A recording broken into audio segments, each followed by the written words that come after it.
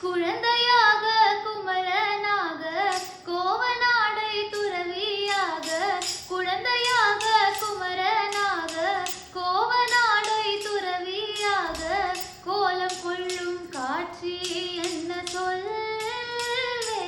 கண்டு கூறுவாயை வினைகள் யாவும் வெல்வேன் இந்த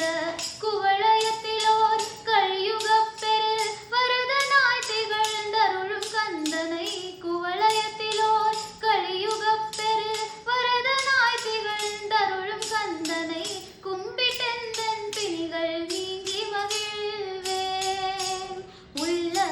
குமுறல் ஓய்ந்தே நல்ல வழி செல்வேன்